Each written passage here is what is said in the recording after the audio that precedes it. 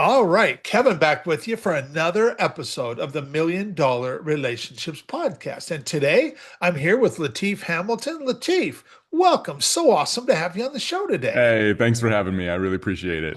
I'll tell you, I have been looking forward to this, and I want to give it before we get going. Just want to give a shout out to your PR gal Onyeka because she reached out to me. We had put a post on the Quoted platform, and I'll tell you, I love those guys too.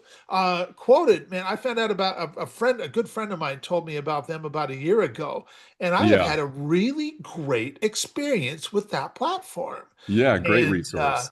and Onyeka reached out to me and telling me about you and stuff, and I'm like, man, she is so good at talking you up, Latif. Yeah, And she now I'm like this pressure. I better perform at the level that she's, It's all right, she's man. This is just going to be me and you, But I mean, like she did such a great job and just got my attention, of course. And I'm like, heck yeah, I want to talk with Latif. And so you and I already got to have a conversation, and Yeah, and man, yeah, we just totally hit it off. And I was yeah. ever since that conversation, I've been looking forward to being able to do this interview with you today. Yeah, well, And I love to hear that. Yeah, yeah. glad to hear that. Yeah, and honestly, you have great questions and a great way to sort of excavate some of the juicy nuggets, I think, from people. So this will Oh, be we're gonna have a valuable conversation today love for it. sure. All right. So, well, I'll just start off by keep it nice and simple question to start with. Latif, what do you do and who do you guys serve? Yeah, well, okay. So I have two companies Uh-huh. actually. Spirit Hoods is where most of my time has been, spent in the last 16 years. And Spirit Okay. Hoods is a faux fur animal inspired apparel brand. Mhm.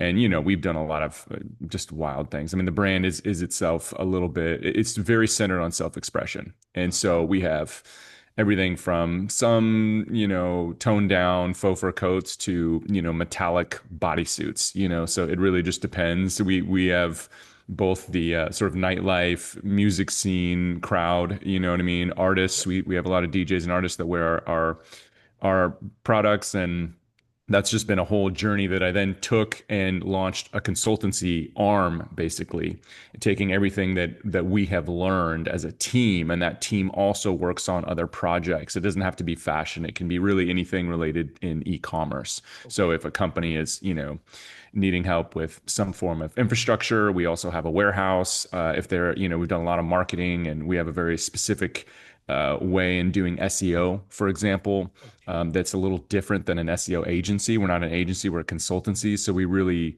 focus on training entrepreneurs or companies in the $1 to $10 million range. And we make exceptions for below $1 million in revenue, depending on what's going on. But that's Okay. kind of that's where my time has been sort of leaning into now, and why I'm doing podcasts. And Onyeka's reaching out to you is because we're sort of building out the Growth Operative as a consultancy right now. So Okay. yeah. So am I understanding you correctly, Latif? So you guys like provide insight, consulting kind of work with your clients, but you don't actually do the SEO work. Is that No, correct? we do. No, Oh, you we do. Okay. absolutely do. Yeah, but the idea is that, I'm really, my two passions in life are entrepreneurship and health. Okay. So I've studied medicine. I'm not a doctor or anything, but herbology specifically and nutrition. Okay. And those are like the passions that where I'm not making money from. And then entrepreneurship is where I sort of put my time and energy. I've spent more than 20 years as an entrepreneur. And so in two different companies, technically three, I sold one of them, but we just put our effort and energy into helping entrepreneurs understand. It's a mixture of education and us doing the work, but ultimately the desire is we don't want to leave our clients dependent. And I think one of the biggest challenges with agencies and organizations that are contracted is that there's total dependency Mhm. either on them, or they have to, if they don't like the agency, they're just going to move to another agency. And I say, well, scratch that. Don't learn the fundamentals as an entrepreneur, and you won't be dependent on an ad agency, on a SEO agency, and you don't necessarily need to not work with some of those organizations, consultancies or agencies, but you do need to understand what's going on a fundamental foundational level, and that will give you more financial freedom, Yeah. It'll Yeah. help you, understand your business and how to pivot. I mean, the thing is nobody understands your business better than you do. And so when you outsource some of these things without understanding fundamentals, you're losing. And Yeah. we lost. I mean, that the reason that I sort of am in this world now is because I fired my ad agency, I fired my SEO agency, I fired our email marketing agency, and we had those things in house and then out of house. For most of the time, it was out of house. Okay. And that there's so many experiences where it was detrimental to the brand. Yeah. And I have so many stories where that was the case. And we were working with supposedly excellent agencies. And so it's not necessarily the agency's fault. It is the level of knowledge and wisdom that you have as an entrepreneur going into contracting with these organizations. So the first stage is sort of understanding the footprint of your organization and how to connect the dots. And a real simple example is SEO. When you outsource an SEO agency, are you actually focusing on your product development from an SEO standpoint? Because most agencies aren't gonna even advise you anywhere near that framework. And we really do. We say, look, if you're going to design a product, you might as well make sure that the demand is high and the supply is low. And you can only do that when you're searching outside of what your fan base says. Your fan base says, "Oh, I like coats," Okay, but how does that work when it comes to creating new customer demand and not having a reliance on advertising, right? How do you spread out your channels, right? Your revenue streams, essentially, your customer streams. And so we kind of work with models like that. Okay. Yeah. I really appreciate what you're saying because, I have heard horror stories in the past of from entrepreneur friends that like had hired Yeah. an agency or what have you, and Yeah. and then found out that, what, man, they're not a right fit for us.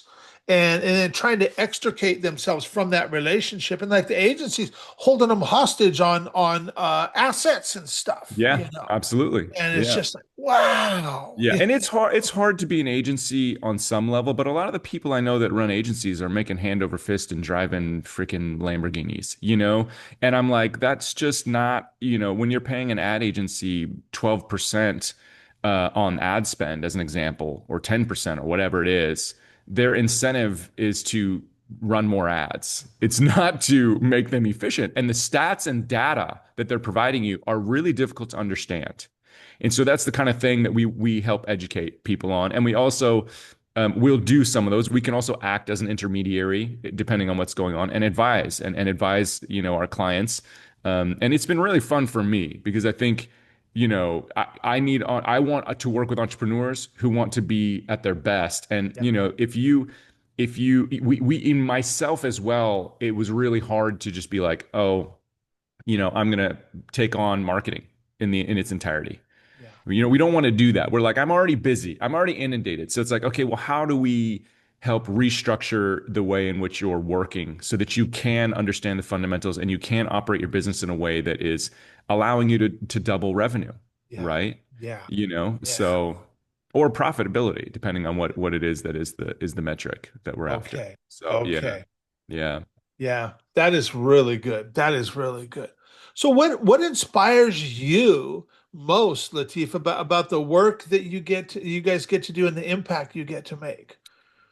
Yeah, I mean, I like blowing people's minds a little bit when I Uh-huh. when you're discussing things that are like the nuances of something, like the SEO example, where we have a very very specific strategy and approach that has led us to be highly ranked. I mean, if you type in faux fur coat for my brand, we're going to come up top three. That is a Okay. very difficult position. I mean, that position gets hundreds and hundreds of thousands of searches, Sure. Yeah. right? So a month. So those aren't easy to achieve. Yeah. And there's also a realistic curve. We've been around for 16 years, so of course we have a little bit more of an advantage there. But I think just empowering entrepreneurs to be able to make better decisions, and also um, yeah, I think that's the biggest thing for me is empowering them and then watching the impact and seeing the the fact that they are feeling supportive and also aware that they are the ones that have all the power, right? We're not gatekeepers.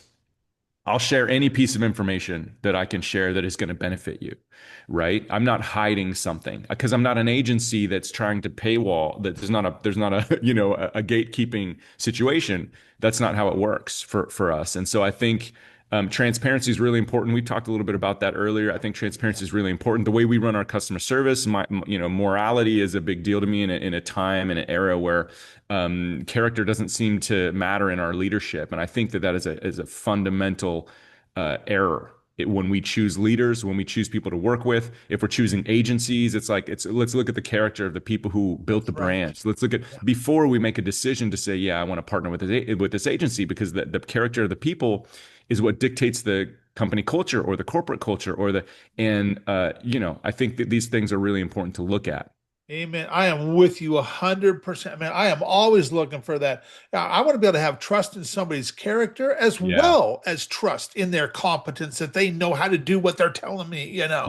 Yeah. And that is like so important. And there needs to Yeah. be that alignment of interests and values too. Hmm. Absolutely. And that's the sweet Absolutely. spot right there. That's Yeah. the sweet spot. Yeah. Well, I'm curious. I can kind of figure out how you got into doing what you're doing right now, helping entrepreneurs, just running your own business for 16 Yeah. years. But how did this come to be? Well, for one, how did you happen to get into the clothing business 16 years ago? Ooh.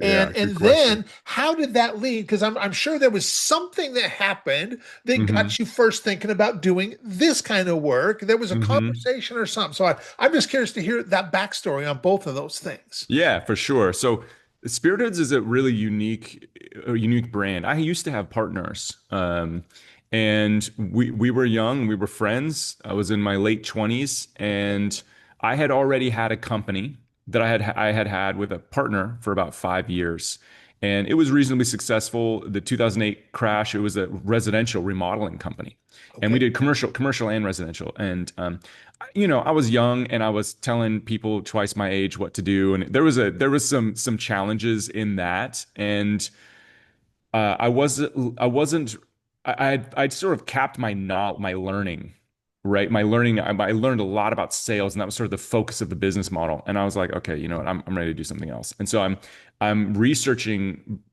different opportunities. I was looking at even water, different types of stainless steel water bottles. Like the Hydro Flask hadn't come out yet. Okay. I was really, I was always involved in health ever since I was young. Studied from doctors and Ayurvedic, different things. So I kind of was looking in these different areas where I wanted to be a product person because I was a industry, right? Okay. Kind of. I mean, we're also bringing products in the sense that we're remodeling a home, but we're also servicing the customers Yep. consistently in Yep. sales. And it was not, I learned a lot. And so I was moving on, and my brother, adoptive brother, I should say, he was like, yeah, let's figure something out together. I was like, all right, fine. He's got this graphic design. He's really kind of tech savvy. I was like, okay, let's try to figure something out. And then one day, my one of my other friends came, and he had worn this. We used to make these funky faux fur hats for Burning Man,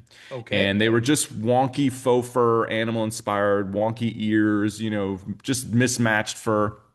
And he had worn one out just for fun. And not in a festival setting, and just like out to dinner, and when he did that, this is at a time when faux fur wasn't really that big. There certainly wasn't a bunch of faux fur hats. When he did that, he had just gotten bombarded. He gotten invited to a party, then went to another party, then went to an after party, and just had like the most amazing night. And so he was coming over saying, watching, listening to us, and we were talking about business opportunities, and he was like, "Yo, we should make these," and he had thrown the hat down, and he was like, told us the whole experience, and we were just like, "Screw it, let's do something fun, let's try this out," and we wrote the business plan. We wanted to give back to endangered animals, so we also wrote that in the first night. We were like, okay, how do we bring, we were all, I saw that on your guys' websites. yeah, Yeah. yeah. And it's had many different iterations, but at the end of the day, it's really just been 10% back to endangered animals, 10% back of net profits. And And we kind of just started creating from there. And I was still working at my other company, and I was in Guatemala. I used to take a month off every year because construction dies basically in December, January. Okay. So I was in Guatemala, on this beautiful black sand beach, and I have an affinity for animals. It's something. So I was actually there working with sea turtles. I'm pretty sure yeah, I was working with sea turtles there, and there was hatchlings and different things going on. And so, they had emailed me, and I had got to go to a payphone, pay a bunch of money to make a call to my, because I was in the middle of nowhere. And they're Uh-huh. like, "Hey, you got to come home. We've got to go to this trade show, and it's in like 3 weeks, and we can get in. I talked to somebody, blah, blah, blah. And this is really what we got to do if we're going to launch this headwear company, because we were starting with headwear, and I was funding the company. And so they're like, this is something we have to do. I was like, all right, fine. So I fly back early. We go to this trade show. It's a wild success. Like we were a bunch of young hooligans in a fashion world, right? Everyone's very straight and like proper, and Uh-huh. like think New York fashion. Although it was in Vegas for the trade show, there's still a level of like, I don't know, like just hoity-toity, for lack of a better word. Sophistication, Yeah, yeah, yeah. And like, we're in there just being wildlings, and we have this wild product, and it just drew a lot of attention. We were playful. Our booth was totally just filled with stuffed animals and funny stuff, and we stuck out. But we That ended is up doing awesome. about $40,000. That was the best trade show we ever had, actually. And we ended up doing about $40,000. And I think that's a testament to energy. When you're Uh-huh. coming to something with energy, and also coming together as a community. We were three, we actually had, 4 or 5 people there with us that were all friends. And that dynamic helped energetically allure people in. If you've ever done a trade show or something where you're standing there and you need people, and I've done a lot of different booths and different, I had another company that we can get into later, but when you're selling like that, the energy really matters. Yes, it You know what I does. mean? Yes, And it so, does. and we had this sort of camaraderie and playfulness. We were lighthearted, whereas everyone else was taking themselves seriously. We had a great trade show, and from there, we didn't even have production dialed. All we had was samples, and the production house that we were trying to work with told us they couldn't do it because it was too complicated. And so we had these samples, and that was it. And then we had all these orders. And luckily, trade shows are for about 6 months out, Uh-huh. 4 to 6 months out. We found a way, and we just from there it just kind of took off. And then, Wow. and then having done that for now 16 years, we have a crazy economic situation going on. You've got tariffs. Our products are made in Asia, and they can't really be made anywhere else. This is going Okay. to happen to a lot of brands. Not everything can be brought back to America, Uh-huh. right? That's just a reality. They just this doesn't need to be. Not everything needs to be. And so you've got this reduction in globalization, and I'm going, wow, apparel's taken a hit. You have Forever 21 went bankrupt. You have bankruptcy filed by not Nordstrom's, but God, what is that brand? But some of these big Uh-huh. conglomerates that own Saks Fifth Avenue, and they just went bankrupt like a month ago. We were Wow. able to figure Wow. out some funding and stuff, but you've got fashion being hit really hard over the last couple of years. I could see the writing on the wall, and I've been downsizing my company. Okay. And because we have to raise our prices, and there's an inflection point where too high prices, consumers don't have any money. This is what we're going into. So, I a couple like 2 years ago decided to pivot. And I had always had a little bit of a consulting. I've always done consulting projects here and there when they Okay. would come up, but I decided to pivot into a little bit more because I just found that I really enjoyed it. So now I've got Spirit Hoods, which I'm truncating down to be as nimble as possible as we go into what I believe is a recession. And we've weathered that before. And rather than having weathered it before, I know that I want to downsize and be early as possible rather than when it's too late and you've got excess inventory. So I have been focusing on shrinking the company so that it can be as nimble as possible, because we're Okay. seeing the signs and the writing on the wall, so that we can try to weather that storm. And this is a relatively big storm in fashion for the first time in a while. It's very particular to fashion. I'm sure there's a lot of other industries that are suffering, but for us, it's very noticeable. And so Okay. that led me to having fun working with other e-commerce brands in a variety of ways. Some of them are fashion, and some of Okay. them are just product based. They're just, one was a supplement company that we've worked with for a while. There's a variety of companies that we work with. As long as they're e-commerce, we can kind of do Okay. anything in there. We're an e-commerce, specialist. Yep. So Yep. Okay. So Yeah. do you help any non-e-commerce companies do SEO and stuff too, or just exclusively e-com I companies? mean, we can for sure. I think most of our clientele is product based. Uh-huh. Yeah. Uh-huh. So, but if Okay. you are in the service industry, of course we can do that. I mean, the growth operative is a service based industry. My consultancy is a service based, and we do SEO for my own Okay. service based industry, company. So, Uh-huh.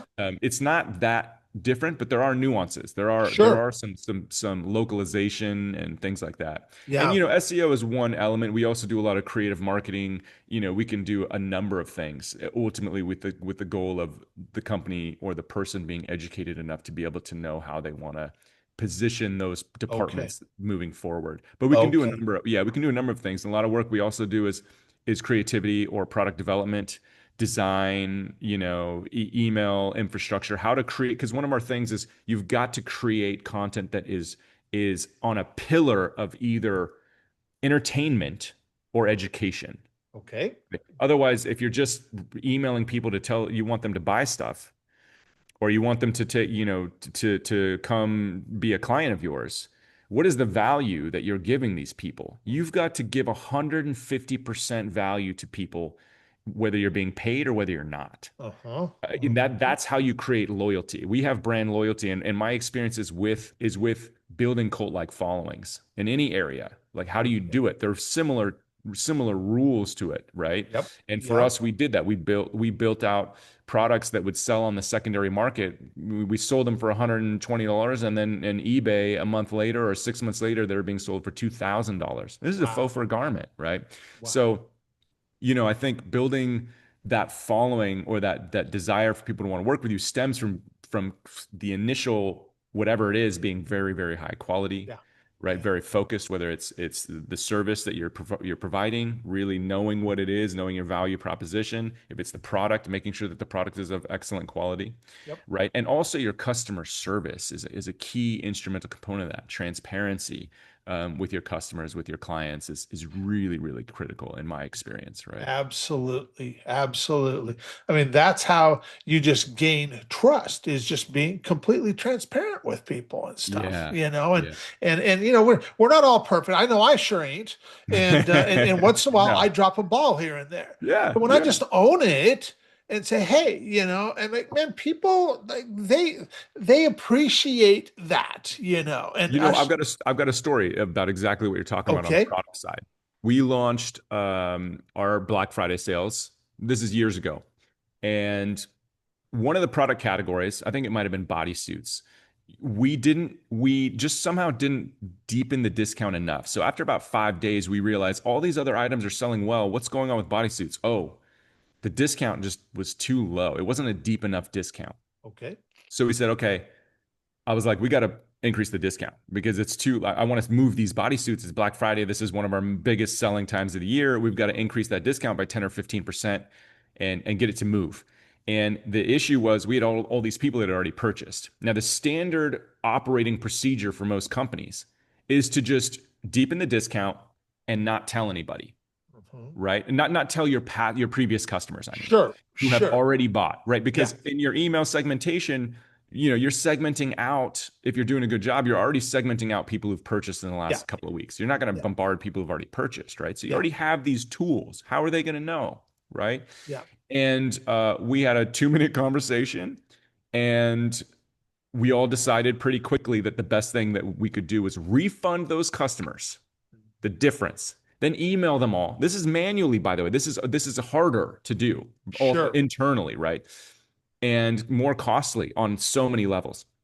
So we decided we would refund them, email everybody, and the as opposed to doing what everyone else typically would do. Yeah. And I didn't realize and I love Martha Beck, The Way of Integrity. So for me, I think it's really powerful to be in integrity no matter what you do. It doesn't always pay immediately, Mhm. but it tends to pay dividends when you're of good character and you're doing the right things. Yeah. And if you don't, it tends to bite you in the ass. It tends to reward you short term, but bite you in the ass later on.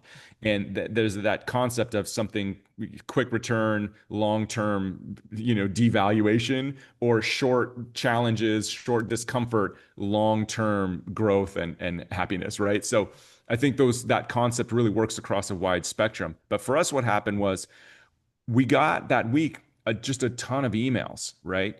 And from people being like, this is why we love spirit hoods. We don't have to be on the ball. No, companies never do this. Normally you'd have to just notice or check the website. And, they were saying all sorts of stuff. We got a bunch of brand ambassadors, and not everybody said it. There's a lot of people who didn't say anything, Yeah, but it's a lot harder. You don't see as many people. When somebody's going to say something bad, they're going to tell 1,000 people. If somebody's going that's to say right. something good, they're going to tell like 4 people, Yeah, right? That's sort of something I learned in sales a long time ago. yeah, And I think for us, it signified the power of customer retention through transparency and through doing the right thing. yes, You've got a yeah, lifelong customer now, and they know that we operate with that mindset. And so they're going to be die hard, right? They're going to, even if they're not buying this year, they're still like, I love Spirit Hoods. I remember that, and so that kind of thinking, that kind of operating of your business goes a long way in my experience. yeah, yeah. You are so right. I mean, just and like you said, it was harder to do. Yeah. It costs you guys money to do that. Yeah. But I will tell you, I can tell you, man, just by showing up that way and treating people that way, it pays dividends so much longer. Yeah. I mean, because people do remember that, They do. Yeah. and they're going to remember you guys because of that, and they end up talking with other people. And I mean, I'll tell you, it once again, it just comes down to trust and character and competence again. And when Yeah. people have that with us, I will tell you, man, that pays off for the long term, Yeah.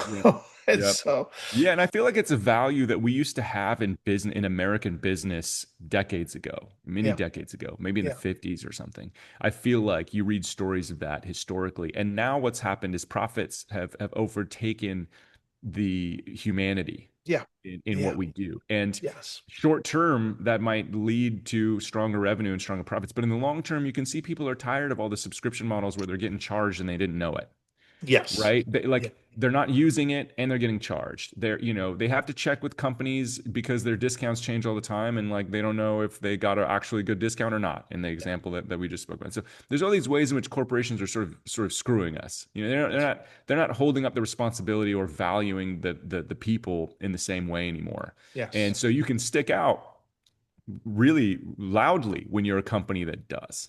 yeah, You know what I yeah, mean? And that goes a long way. Again, it's small things over the long and that shape the brand over the long term. yeah, It might not yeah, immediately drive revenue double, but it's over the long term. It's this incremental strategy that changes how people interact with your brand that's and right, how they speak about it. And that's that's a right, really, yeah. yeah. So Well, okay, so now that we've got a little bit of context set here, I want to switch gears just a little bit. I want to start talking about the relationship side of all this. And so Latif, have you ever been introduced to a person or persons who completely changed the course of your life or your business, so much so that much of what you have today would not be possible if not for this person or persons? And I'm just really excited to hear your story and your experience yeah. around this topic of relationships. Yeah, I've had a few really meaningful experiences, some short term Okay. and some long term with people that have impacted me greatly. I Okay. mean, in my youth, I was impacted by a couple of really important people. And it helped me go down the right trajectory of my life, which was around martial arts and figures in my life that could kind of help guide me. And but I think today, I think what would be very valuable to talk about is actually partnership not that long ago, which was with my ex business partner, Okay. and I was introduced to him because he was our faux first supplier, actually domestically All originally. right. So we would make everything in the United States. We'd make our coats, our hoods, our everything, and this is for Spirit Hoods, what I'm talking about. And we ended up building a relationship, and eventually, he wanted to do a partnership. We had talked about a partnership with him, and he was running a $50 million company. He was a B2B, so he didn't really have a lot of experience see none, and he's a bit more of a, I like to call him a bulldog. Like he was a bit more, he was really like, we had a great friendship, but he also was very adamant about what he wanted. And he tended Okay. to be pretty strong-willed and strong-minded as an entrepreneur. And he taught me a lot also about, finances, international, business, which I hadn't had a lot of experience in there. And what ended up happening is that his opportunity was, hey, I'm buying all this faux fur. Let's just go over there let's partner. So we partnered, and let's go over there and bring your production internationally because your cost of goods are way too high, and this is really why you're struggling so much half the time Okay. because the cost of goods to make something in America, especially Los Angeles, is astronomical. Okay. You know, so the partnership started off pretty good. However, we were really different. I was creative. I'm a creative entrepreneur. He's very finance oriented. Mhm. And so immediately we started to have these challenges. It's also challenging when sometimes people have ideas and you're managing people that are in a business that they've never been before. And there's an excitement and an opportunity and you have different skill sets and people tend to try to get involved in a variety of ways. You know what I mean? And so we're Yep. trying to manage our impact with each other. But we would butt heads a lot. Okay. And I think it's one of those experiences where later on you realize, in the moment you're like, wow, I don't know if this partnership is the best thing, right? And in the end, we ended up parting ways very amicably. Uh-huh. But during that process, I learned a tremendous amount. And part of the reason I learned so much was because we were so dichotomous. We were so opposing. We had opposing seats on the spectrum of entrepreneurship. Okay. And that allowed me to learn from him things that I would never have otherwise really been able to learn. And they were foundational within finance and operations and sort of a way of thinking that is almost very finite, whereas a creative can be less finite. I feel like in creativity, we can be much more malleable and flowy.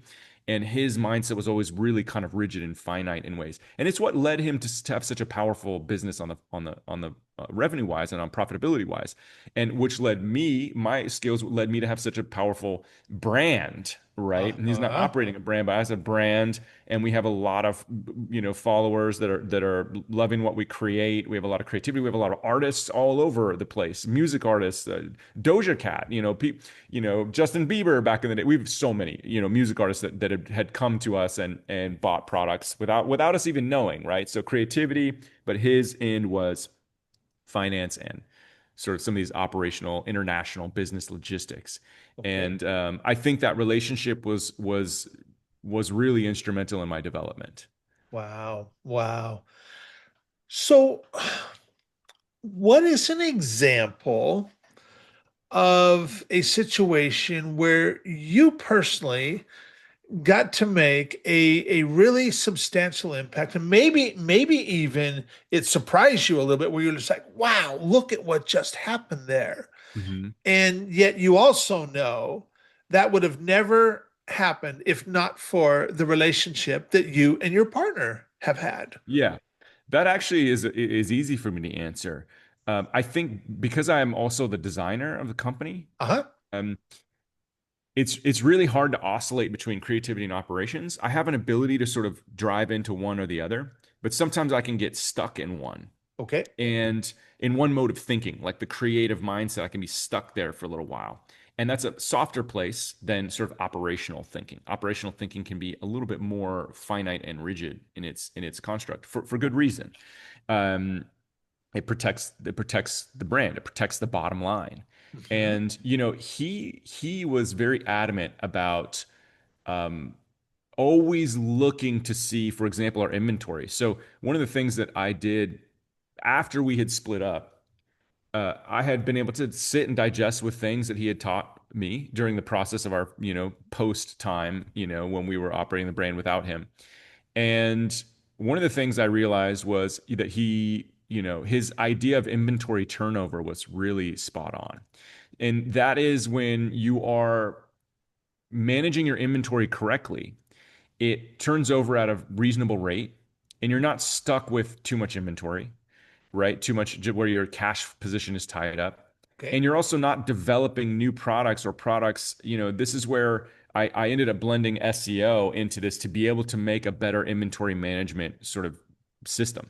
Okay. And so I blended some things that I had, learned along the way with some of his knowledge and his voice. And in his voice, it was like, you know, the inventory turnover needs to be higher or we've got to cut it. And as a creative or as somebody where you own the company, where you own the product you've developed, it's a lot harder to cut those items, right? You're like, well, we haven't given it enough time. We've got to do more marketing. We've got to do, and the reality of it is that's not really accurate. What's accurate is what is happening in your inventory levels and how are you making the decisions to make sure that your cash, because a lot of brands, that one of the number one reasons, top five reasons for sure, maybe higher than that, is inventory.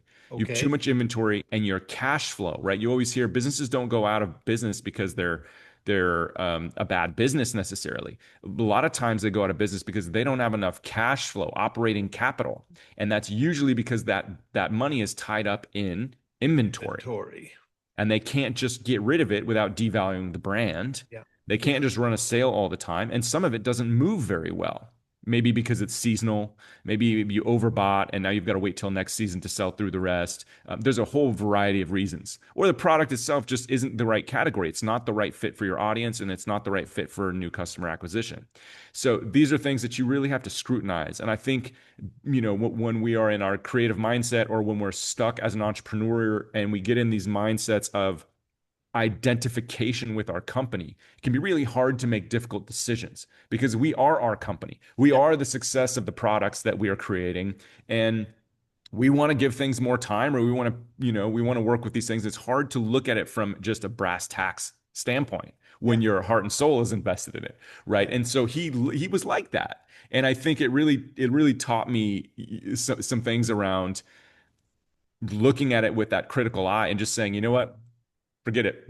We're discounting it. We're getting rid of all these inventory. We're not even going to do that product category anymore, or whatever it is, or that service. Just say, you know what, this isn't working. Let's just put it to the side. Why push a rock up a hill? It's not the right time for it. We don't have enough cash flow to work with it. So you got to make tough decisions all the time as an entrepreneur. All the time. I feel like you should be making tough decisions even when things are going really well. You should still be very critical, but unless you're in the habit of having a downswing, having the downturns enough in your entrepreneurial career. When we were first starting, it was like this. We did 1 million in our first year in business. Okay. This is 16 years ago. 1 million was maybe worth a little more than it is today. You know what I mean? Then we did 4 million our second year in business, right? And then we got knocked off. Boom. Direct correlation. Sales plummeted. We had no experience, no idea. We were just like, everything is great. You know what I mean? And it wasn't. And we had to really step up and figure out, okay, if we're going to keep this business, we got to work twice as hard. We got to learn what it means to really be entrepreneurs. Yeah. Right? We're no longer riding the coattails of being pip. We were kind of sucked up into pop culture and celebrities were wearing our stuff. And it was a trend. And when you lose that momentum is when you really become an entrepreneur. It's when you really learn what it means to work through the challenges. Now, not everyone has that trajectory. Some people, the trajectory is hard from the beginning, and then later on it gets easier. But the point I'm trying to make is without these challenges, Yeah. you can't build the knowledge or the experience to navigate them in the future. And so we That's really right. need them. The challenges that we're experiencing as entrepreneurs are vital to our success long term. Absolutely. Absolutely. That's yeah, it's I mean that's how make discoveries, that's how we grow as a person, and Yeah. become more resourceful, all of that kind of stuff. You Yeah. know, Yeah. that it doesn't come when everything's going great. It comes when things are not going great. Yes. That's when Yes. the opportunities to learn come. Yep, So, yep, yep. And that's why I think it's important to keep those practices while things are going great. yeah. I love Eckhart Tolle on just to drift into the spiritual side, but the Dalai Lama, many people on like in that sphere of influence talk about needing to have a meditation practice, for example, when things are going good, right? Because when things are going good, you're going to stop practicing, right? And I think that sorry, my my thing's going off here.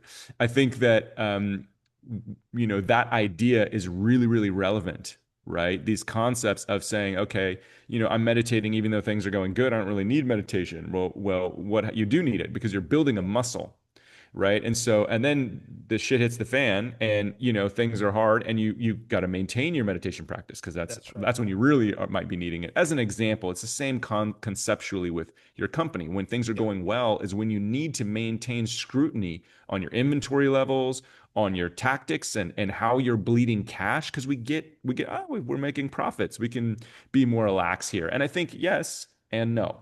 You know what I mean? How is it truly supporting the business, right? You don't need to be lax with paying your employees necessarily, right? You don't necessarily need to be like you can be generous with the in the right ways, but that scrutiny I think is a year round thing. Is a positive year or a negative year. You want to maintain that sort of mentality.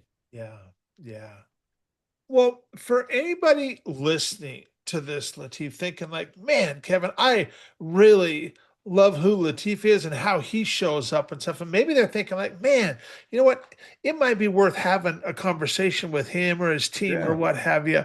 Or maybe they're thinking of somebody else. Man, I got a friend. I should really let listen in on this Yeah. stuff. Yeah. Any websites, any resources we can share with folks? Yeah, I mean, if you're just interested in sort of hearing some of this thought that we're talking about Uh-huh. here, I have a Substack in which I Okay. really just talk about entrepreneurial mindsets and also practical, ways to improve your business. I actually Okay. break down things from SEO to email marketing but also, it's basically, the bird's eye view and also the zoomed in, up close Okay. view. So Perfect. it's kind of a wide range of topics, and Okay. that's just Substack at Latif Hamilton.